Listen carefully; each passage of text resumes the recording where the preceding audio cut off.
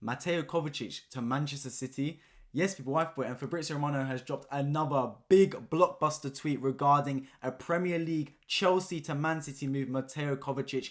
This came out of complete left field, to be completely honest. Let's get into the tweet as we always do. Exclusive. Man City have opened concrete talks to sign Mateo Kovacic in the summer. Positive discussions took place at the players' camp in the last few days over personal terms. Chelsea open to selling Kovacic as part of midfield revolution. Talks will continue soon. And this is really interesting. And look, this is less about Kovacic for me. This is about the implications and what this potentially means for Man City. As always, make sure you let me know in the comment section down below your thoughts on Kovacic to Man City. Do you like the potential signing for Man City? Do you like the potential business for Chelsea as well? Now, this is massive for me, less because of Kovacic, but more because of what potentially means for İlkay Gundogan. We know İlkay Gundogan's contract is basically up at the end of next season. He wants to renew, but has Man City given the terms that he wanted? That is the question mark. And there's been talks about Arsenal being interested, Barcelona being interested. Now, with İlkay Gundogan potentially leaving, that opens off for Kovacic coming in. I only believe Kovacic comes in for Man City if İlkay Gundogan goes. So the fact that City have open talks with Kovacic probably means that Gundogan's let them know that, look, I'm probably not going to renew. I'm probably going to go this season, maybe to Barcelona or maybe even to Arsenal. So that's really interesting in that respect that Man City have pursued Mateo Kovacic. Look, it makes sense for Chelsea as well at the same time. They've already got rid of Jorginho in January to Arsenal. Kovacic looks like he's going as well. Ruben Loftus-Cheek to AC Milan. They're really trying to overhaul that midfield. Mauricio Pochettino's come in and he's hit the ground running in terms of getting rid of players. João Felix not returning. You've got Denis Zakaria not returning as well. So he's really made his point clear about certain players he does not want to come back to Chelsea. He wants to slim down the squad early, which is the right move for me, Pochettino, right? If you're a manager, you don't want to manage an abundance of people. Look, when you step into the door, it's easy to manage less people. When you're managing a squad of 40 or so, it's really tough to get everyone on the same path. Whereas if you slim it down bit by bit, have less people in each position, it can help because then you can really get going on one-on-one training these players and really mentoring and coach them. There's a lot of players at Chelsea, the likes of Mudryk, Enzo Fernandez, that really need a little bit of one-to-one training to mold into the brilliant player they could potentially can be. And they've shown at their previous clubs they can reach that potential stature of being a world beater in their position. So I like the move for Chelsea as well, getting Kovacic off the books, old player as well, and I like the potential move for Man City. But I only see it coming in if Gundogan leaves. Now the question for me is, right, if Gundogan goes, is Kovacic an adequate replacement? Because in my opinion, he isn't, right? Man City would have wanted Jude Bellingham. I think that would have been their number one option, but we know how much Jude Bellingham costs. I mean, he's probably going to Real Madrid. And actually, I heard rumours that he didn't want to go to Man City because of the whole oil club narrative. I'm not sure how true that is, but we heard that floating around on Twitter potentially. So, with Jude Bellingham not going to Man City, that box-to-box midfield role is slim pickings around the league, to be completely honest with you. We know Man City potentially could be looking at Moises Caicedo and Declan Rice as other players they could want, but it's less in the talks. It's more Arsenal, Chelsea, Man United that are interested in those three players in particular, and Liverpool potentially as well. So if you're looking at Man City, right, Kovacic comes in to play that Gundogan position, but for me, I think that's a downgrade.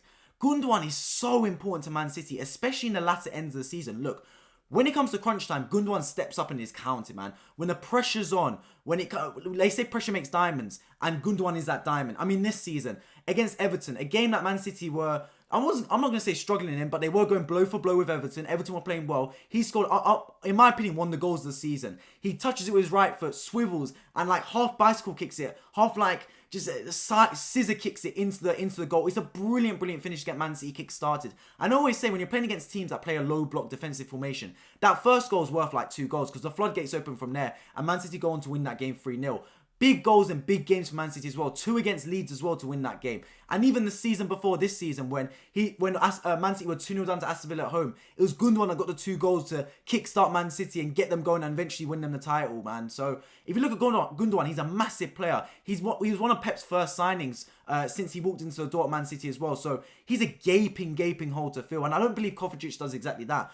I'm interested to look at what Man City do this summer, right? Because I'm an Arsenal fan. Those of you who've been around it before would know that I'm an Arsenal fan, right? So, but I like to keep tabs on the other clubs around. And now that Arsenal this season have gone on to challenge for the title, suddenly I'm looking at Man City as our rivals now. In previous seasons, I would look at Man City as not necessarily Arsenal's rivals, but as like the benchmark to get to. They are still the benchmark that every club wants to reach Man City's stature, right? But now I'm closely keeping a keen eye on Man City. What are their incomes? What are their outgoings? And for me, if it is a straight swap with Gundogan potentially going to Barcelona and Kovacic in, that's a downgrade in my opinion. That's Man City getting worse. What other business are they going to make this summer? I'm really interested to find out. The thing with Man City is, right, they always have a time lag. And when I mean a time lag, I mean that when Pep Guardiola brings a player in, right, his first season, he very rarely hits the ground running. Erling Haaland and Alvarez have been brilliant. Absolutely brilliant. Like, but they're exceptions in many ways. When Rodri first came in, Fernandinho was already at the club and he wasn't really starting Rodri. Fernandinho was getting the majority of games, and Rodri for me actually was going he was a little bit under par. And I was sitting there thinking, maybe this isn't the right signing. Obviously, he was at Atletico, but he wasn't really starting week in, week out for Atletico. It was more Thomas Partey that was starting in that respect. Even when Thomas Partey left, he was struggling to get a lot of game time, Rodri.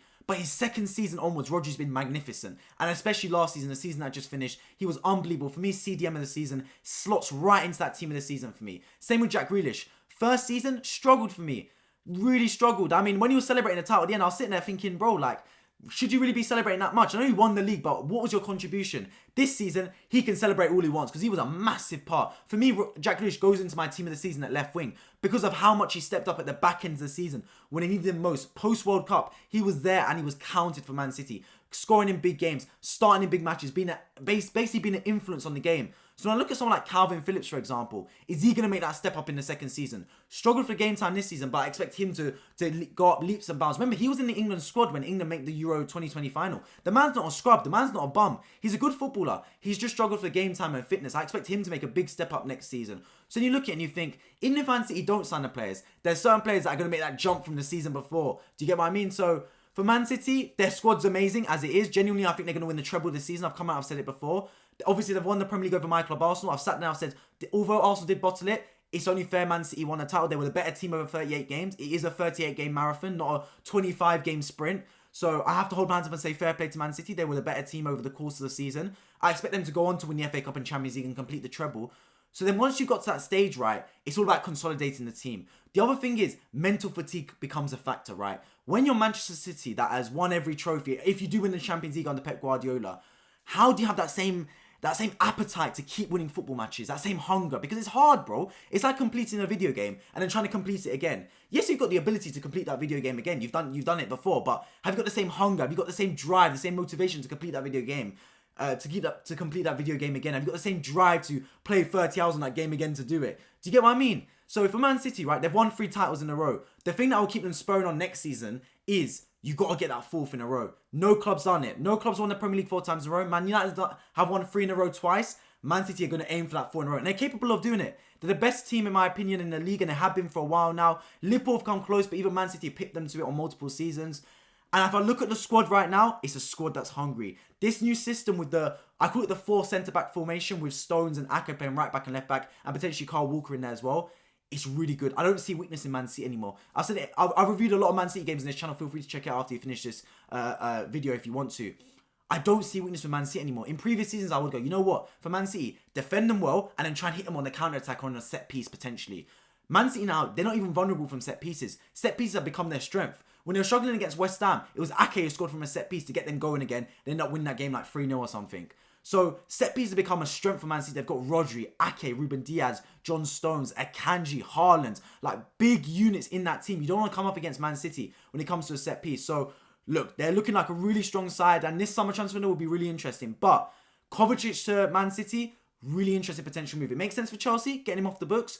For City, I can only really see it making sense if it is a replacement for Gundogan. And if that is the case, for me, that's a downgrade. I like Kovacic, but he's nowhere near the capabilities that Gundogan is. I could be proved wrong, but that's just my opinion on it. As always, let me know your thoughts in the comment section down below. And before I end this video, I want to give a big thank you to everyone watching. I've just recently reached 2,000 subscribers on this channel, man.